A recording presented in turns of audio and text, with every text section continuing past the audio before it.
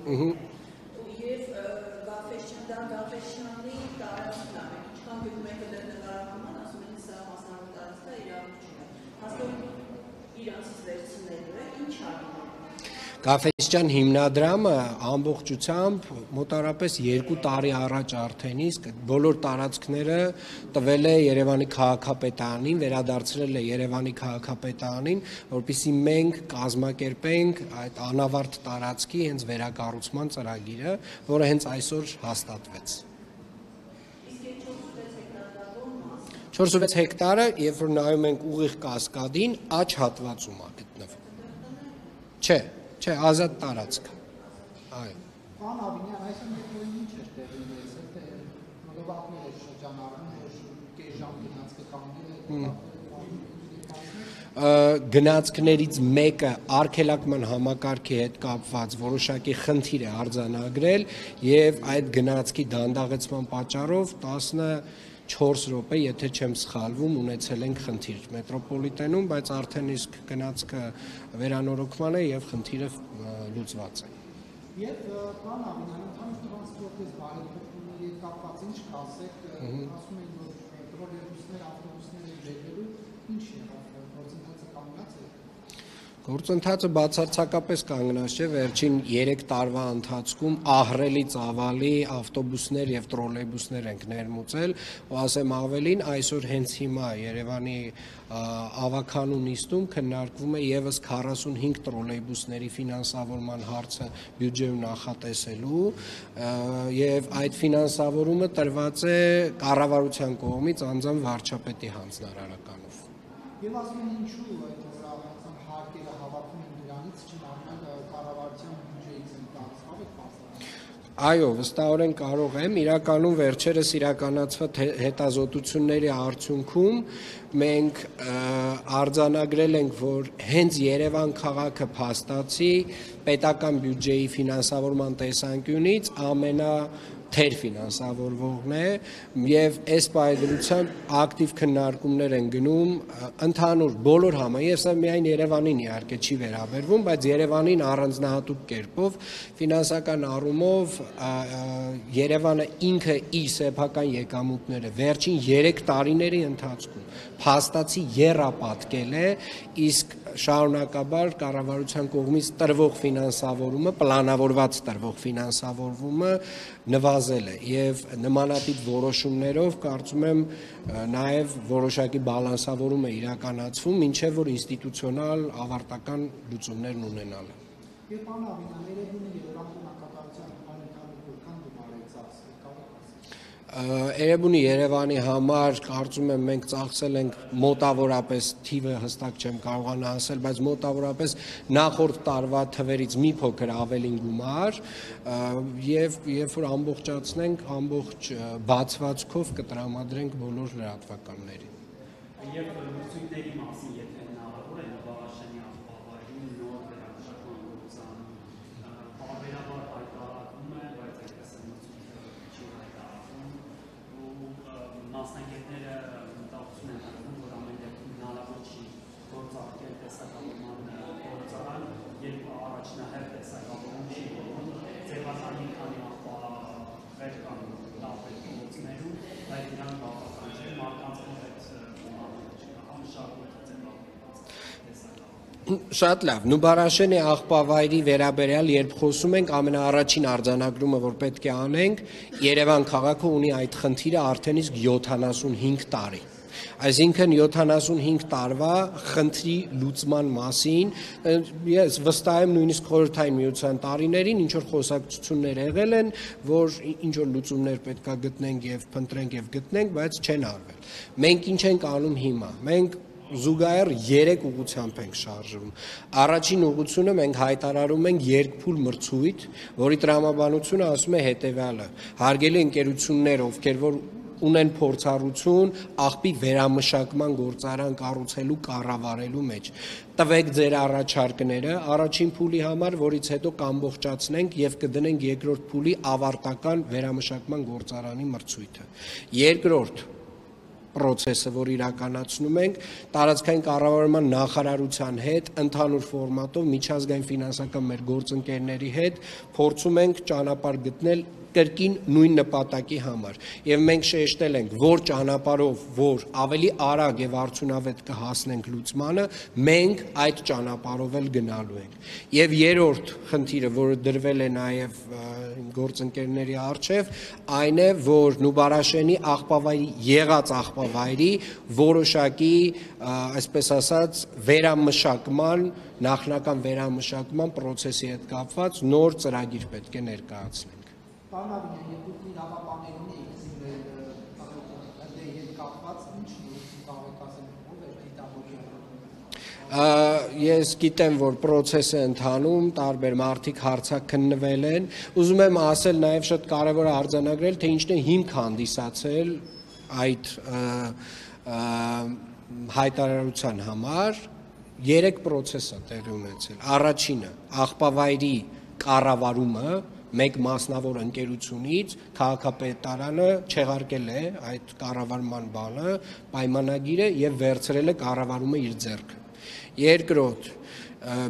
երկու օր առաջ միջադեպից որոշ անձինք որոշ բաներ են խոսացել աղբավայրում, որ շուտով ինչ-որ բան է տեղի ունենալու եւ երրորդ ընդհանուր առմամբ իհարկե անմեղության կանխավարկածը միշտ պետքա հիշենք, պահենք եւ պահպանենք, բայց ուզում եմ նաեւ շեշտել, որ ընդհանուր առմամբ հիմա քաղաքապետարանը այնտեղ ամբողջական տեսահսկման համակարգ է դնում է սահմանափակումներ տարատեսակ ավտոմեքենաների մուտքի եւ բավականին խիստ է լինելու այսուհետ վերահսկողությունը այդ հատվածում։ Այո, կան, վստահորեն կան։ Պարոն քաղաքապետ, մի հարց է, ճապոնական ընկերություն կա ժամանակը 2010 թվականին ընկերություն կար ճապոնական, որը եկավ մասնակիցների դրեց, հիմա գնաց, այդ գործերը ինչ է ներել, ինչու կա, բացահայտվում է ինչու գնաց, ով խոչընդոտ այդ գործերը, արհեստական խոչընդոտներ։ Ճապոնական ընկերության արված աշխատանքը շատ կարևոր էր, բայց կարելի է ասել ինքը իր մասշտաբով ուղղակի ցուցադրական աշխատանք էր, շատ փոքր էր եւ դա ընդամենը մի օրինակ է, թե ինչպես կարող է աշխատել։ Շատ կարևոր օրինակ է, բայց ամեն դեպքում այդ մանրամասները թե ինչի գնաց, ինչի չեղավ եւ մնացյալը ես կդժվարանամ ասել։ Դե տեսեք, ես որ ասում եմ, որպեսզի հասկանանք այս աղբի, այսպես ասած, չգիտեմ ինչ կոչեմ դա, բայց ամեն դեպքում այնտեղ ունեցել ենք պրոցեսներ, որոնք որ ենթադրում են որոշակի ֆինանս են գեներացրել եւ այդտեղ շահեր են եղել եւ այլն եւ հիմա մենք ուզում ենք այդ ամբողջը ոչ թե ուզում ենք, այլ հիմա մաքրել ենք եւ բերում ենք օրինական դաշտ։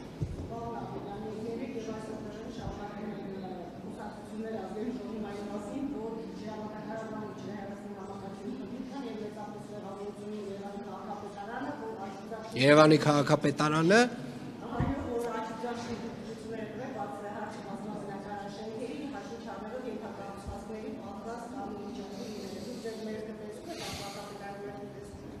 Ես կարող եմ ասել հետևյալը Վերջին 3 տարվա ընթացքում Երևանի քաղաքապետարանը կազմակերպել է ահռելի մասշտաբի չերևացող ենթակառուցվածքների կառուցում ամբողջ քաղաքում։ Դա լինի ջուր, դա լինի գազ, դա լինի էլեկտրականություն, թե դա լինի ինտերնետ։ Եվ երբ որ ասում եմ ահռելի, դա իրապես ահռելի մասշտաբների։ Այս աշխատանքը իրականացրել ենք մենք, իհարկե մեր գործընկերների նաև ներգրավմամբ կառուցապատողների միության ներգրավմամբ Հայրուց գազարտի, էլեկտրացանցերի, վիոլաջրի եւ մնացյալ բոլոր գործընկերների եւ եթե խոսվում է Երևանի քաղաքապետարանի որևէ մեղավորության մասին, պետք է արձանագրենք, որ Երևանի քաղաքապետարանը նորից երևի շեշտեմ խորհրդային միության տարիների հետո երևի թե ամենամասշտաբային ծրագիրն է իրականացրել ենթակառուցվածքների ավելացման մասով։ Սա մեկ։ Երկրորդը, Երևանի քաղաքապետարանը այսօր շինթույլտվությունները նամանավանդ խոշոր համալիր կոմպլեքսների տալիս է մի ձևով, դա ճարտարապետական խորհրդի հաստատմամբ։ 5 ճարտարապետներ են, իրենց ոլորտի մասնագետներ, ամեն 6 ամիսը մեկ ճարտարապետներից մեկը փոխարինվում է մեկ այլ ճարտարապետով, որ դեպքում ճարտարապետական խորհուրդը խոշոր համալիրների մասին եմ խոսում, 4-րդ ռիսկայնության, այսինքն բազմաբնակարան շենքեր եւ համալիրներ։ Ճարտարապետական խորհուրդը որ դեպքում իր մասնագիտական ուսումնասիրության արդյունքում տալիս է դրական եզրակացություն, դա նշանակում է դրական եզրակացություն, որ դեպքում չի տալիս, դա նշանակում է բացասական եզրակացություն եւ մենք դա չենք տալիս։ Ասեմ ավելին, Երևանի քաղաքապետարանը վերջին 2 տարվա ընթացքում ներմուծել է турքեր ճարտարապետահատակագծային առաջադրանքների համար, որովհետև նախկինում ուղղակի տենց նախ կոռուպցիոն շատ մեծ ռիսկեր էր պարունակում, այդ ուղղակի այսպես ասած այդ թույլտվությունները տալը, ճարտարապետական հատակագծային իրավունքի տրամադրման համար եւ նաեւ շինթույլտվության համար, երկուսի համար էլ նախորդ տարի միայն 24 միլիարդ դրամ գումար ենք հավաքել Երևանի քաղաքապետարանը։ Դրանից առաջ 21 թվականին, 20 թվականին, 22 թվականին այդ տողով հավաքվում էր 0 դրամ։ Պարոն Աբինյան, նախ նորքի հետ կապված դեպքը, որ շինթույլտվության հետ կապված շուկային, հա, քաղաքապետարանից ընդունում եմ ռապորտի է, բայց ինչպես է շարունակում շինարարական աշխատանքները եւ երկրորդ անիվի հետ կապված ձեր առնչությունը մասնագետները քաղաքասարությունից ասում են, որ ձեր առնչությունը պետք է դիմի հայ կոռուպցիոն սկանդալի դրան ինչպես է քաղաքապետարանը։ Ես նոր նորքում ինքնակամ շինության հետ կապված կարող եմ ասել հետևյալը. Երևանի քաղաքապետարանը 7 անգամ ծանուցել է շինարարին, մերժել է ինքնակամ շինության օրինականացման իրենց հայտը եւ վստահորեն նաեւ Երևանի թիմ նոր օրենքով ստեղծված լիազորությունների շրջանակում գործելու է համապատասխանաբար, այսինքն շինարարություն հիմա որպես այդպիսին շինարարություն չի իրականացվում, այսինքն նման process ես ինչքան գիտեմ այնտեղ չի իրականացվում շինարարություն։ Այլ հարց է, որ սեփական տարածքում, որտեղ տեղեր կա, որ մենք չենք կարող մուտք գործել, հատվածներ կան, որ մենք իրավունք չունենք, բայց երթիմի փոփոխությունից հետո այդ խնդիրն ենք լուծելու։ Ինչ վերաբերում է անիվին, գիտեք, ես թվեր եմ հրապարակել 3 ժամ տևած իմ մամուլի ասուլիսի ժամանակ կոնկրետ ֆինանսական թվեր, այդ քաղաքասարակության ներկայացուցիչներից որևէ մեկը ներառյալ հետաքննական լրատվականները թվերին անդրադարձ չկա, 0 անդրադարձ կա իմ բարձրաձայնած թվերին, որով կոնկրետ պնդումներ եմ արել ու հարցեր եմ բարձրաձայնել ու հարցականի տակ եմ դրել այդ ամբողջ այդ բանի թեզերի հեղինակների թեզերն եմ հարցականի տակ դրել։ Դրան անդրադարձ չկա, ինչ որ տենց գիտեք ածանցալ, ասենք կնոջ ընկերուհին բաներ, իրանք ասենք 7 ամիս առաջ չէին ծանոթացել 1 տարի 3 ամիս առաջ չէին անլուրջ, գիտեք ես երբ որ այո հարցակնվել եմ ամբողջ տվյալները եւ տեղեկատվությունը տվել եմ, գիտեք ես ուզում եմ մենք բոլորս մեր աշխատանքը հարգենք։ Ես ուզում եմ, որ եթե որևէ մի լրատվական իրեն փաթեթավորում է որպես հետաքննական, իրապես զբաղվի հետաքննությամբ։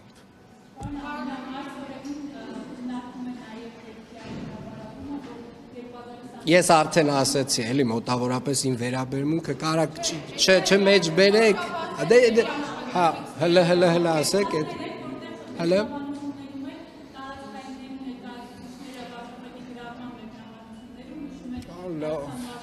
Ժորժ ջան, դուք լուրջ եք ասում։ Ուրեմն, չէ, բայց իրականում դուք լուրջ այս հարցը տալիս եք, այսինքն վարչապետը ասում է կուսակցականներին, ասում է հարգելիներս խնդրում եմ մասնակցեք մեր կուսակցական հանրահավաքին, առաջարկեք ձեր ընկերներին, հարազատներին, մեր կներեք մի րոպե, համակիրներին եւ հստակ շեշտում ասում է բացառել վարչական ռեսուրսի կիրառումը։ Ժորժ, հիմա կներեք, դուք խոսում եք վարչապետի հայտարարության մասին, խնդրում եմ մի քիչ ավելի շատ խոսեք եւ գովազդեք եւ այդ թափանցիկությունը եւ ազնվությունը թող բոլորը իմանան։ Այլ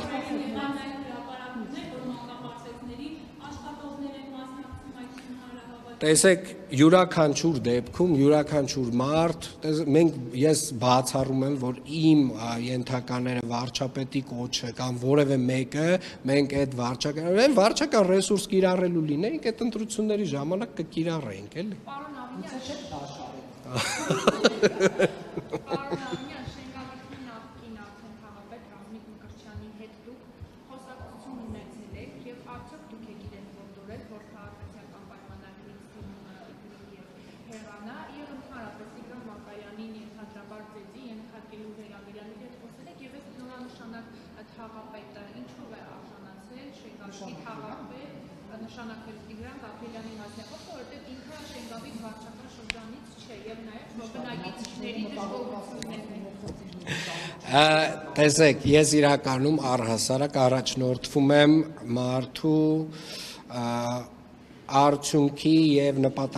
արդյունքի նկատմամբ արդյունքին հասնելու նպատակասլացությամբ առաջին հերթին, երբ որ անում եմ որևէ նշանակում, ինչ վերաբերում է պարոն Մկրտչյանի հետ խոսացել եմ թե ոչ, այո, խոսացել եմ, չեմ հորդորել իրեն որևէ բան անել, պարոն Մկրտչյանի հետ ունեցել ենք խոսակցություն միջադեպի վերաբերյալ, ես հայտնել եմ իմ վերաբերմունքը, բայց նաեւ ուզում եմ միանշանակ, բայց ուզում եմ նաև հատուկ շեշտել, որ այս միջադեպից անկախ, որը իր ընթացքով իրավական ընթացքը ունի գնում է, նաև ուզում եմ գնահատել իր արած աշխատանքը վերջին 7 տարիների ընթացքում, որովհետև իրականում ես էլ իր հետ աշխատանքում մեր վերջին տարիների ուղղակի կարող եմ միայն դրական ասել աշխատանքի մասին։ Պարոն Ավինյան, եւ դուք մասնակցել եք Կիրակի օրը հետանավակում պահպարակին, որին Նիկոլ Փաշինյանն է գնալու եւ սատարելու կարգալույց եղած հոգեվորականին եւ ընդհանրապես Վեհարանի վերահարձակմանը դուք եք մասնակցելու եւ Վեհարային Ես կասեմ հետևյալ, ես իհարկե ցավոք Կիրակի օրը Երևանում չեմ լինելու, գործուղման մեջ եմ, բայց ես մեծ հաճույքով կգնայի եւ կմասնակցեի այդ պատարագին։ Շնորհակալ եմ։